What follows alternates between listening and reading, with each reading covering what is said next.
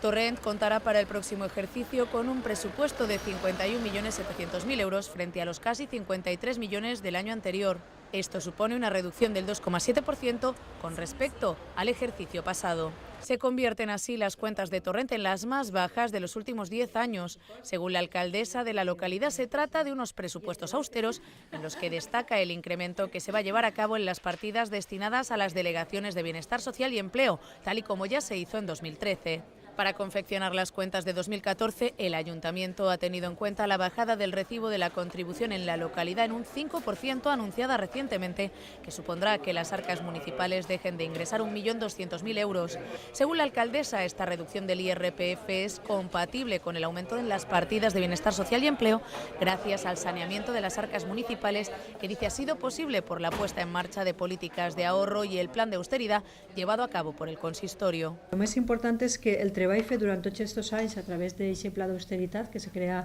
en l'any 2009 va generant que a poc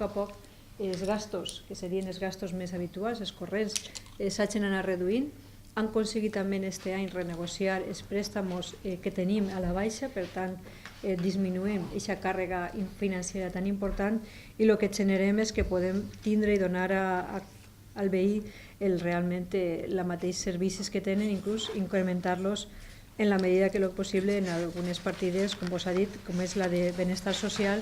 y también la de empleo. En concreto, Torrent destinará en 2014 980.000 euros a Bienestar Social, un 22,5% más que el año pasado. Estos números convierten a la localidad en la que mayor inversión presupuestaria realiza en esta materia. Además, la partida destinada al punto de alimentos y ayudas de emergencia también se incrementará en 180.000 euros, teniendo en cuenta el aumento de usuarios de ambos servicios municipales. La voluntat d'aquest Ajuntament en este pressupost, com va ser en l'any també de 2013, és que en la medida i quan així ho reclami i siga necessari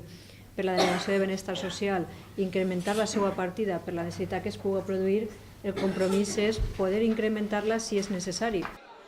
La partida presupuestaria destinada a empleo también se incrementará para el próximo ejercicio, pasando de 66.000 euros a 153.000 euros destinados a políticas e iniciativas que fomenten el empleo en Torrent y reduzcan la tasa de paro en el municipio.